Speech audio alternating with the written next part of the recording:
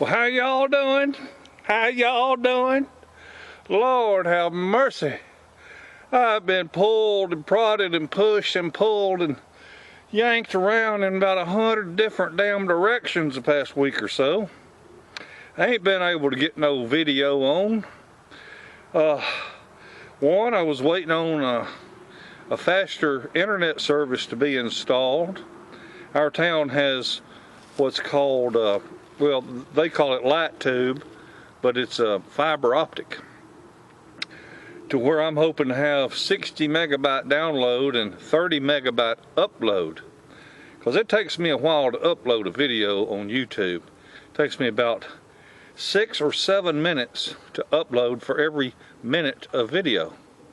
So you got a 10-minute video, it takes between 60 and 70 minutes just to upload it. You can't do nothing else in the computer while it's doing that.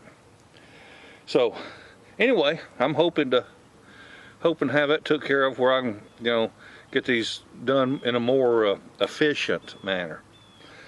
But the reason for today's video is I had a lot of hits on, why I decided not to buy the Harbor Freight trencher. And those of you that watched it saw that I bought a Case 70+4 ditch witch type machine. It's got a nice backhoe on one end and got the big chain on the other end, to dig a narrow trench. And I bought that for a very, very good price. Bought it for less than the price of the Harbor Freight trencher. And the thing is, I'm not knocking the Harbor Freight trencher by any means. Now, it is what it is. It's a very lightweight, light-duty machine, and the bucket is very thin, and it's just made for lightweight stuff.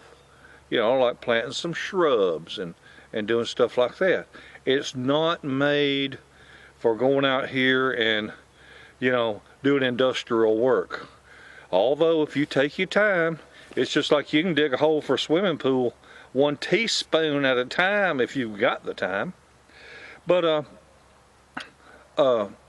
ideally, that trencher I bought, the Case Davis 70+4, ideally was not exactly what I wanted. However, it did the job I needed to do, and that was to dig out a bunch of cedar stumps so that I could drive around my garage here at the farm. Well, as some of you may know, I do have the Harbor Freight sawmill. And hell, I'll be 60-year-old soon, and I don't much like the idea of having to pick up and tote 8-foot logs, to set up on the bed of that sawmill. So I needed a front end loader.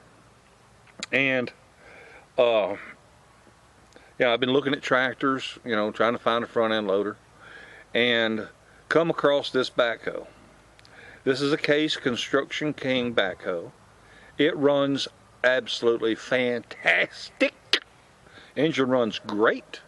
It's got a few minor things here and there that's got to be fixed, just like any other full-size backhoe that you would buy for $2,700. Ha ha ha! Ha ha!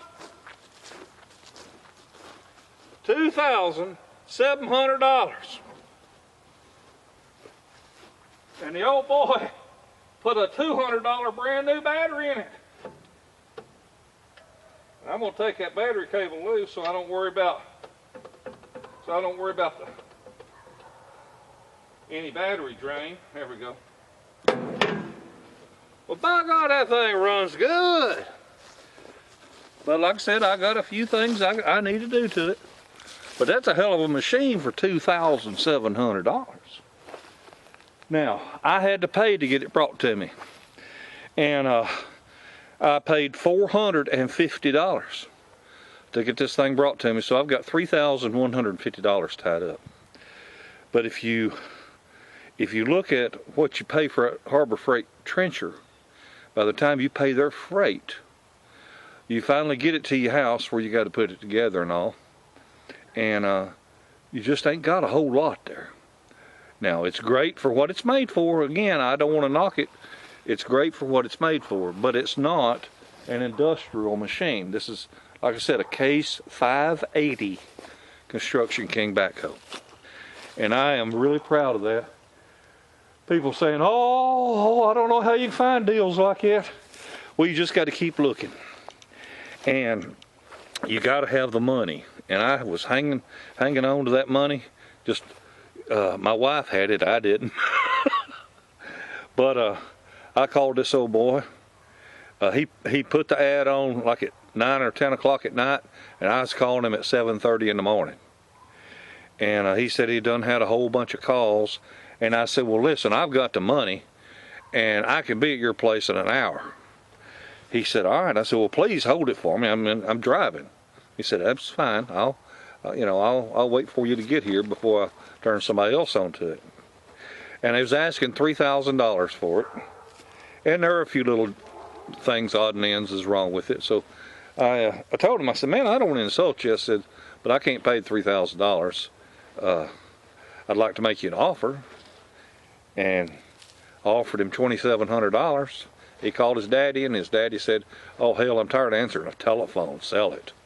So I bought it for $2,700, and the old boy that was supposed to go get it for me, he ended up having trouble with his truck and trailer. And me counting on getting it delivered for $300 didn't work.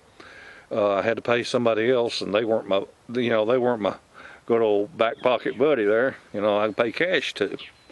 So I'm still pleased at $3,150 for that machine.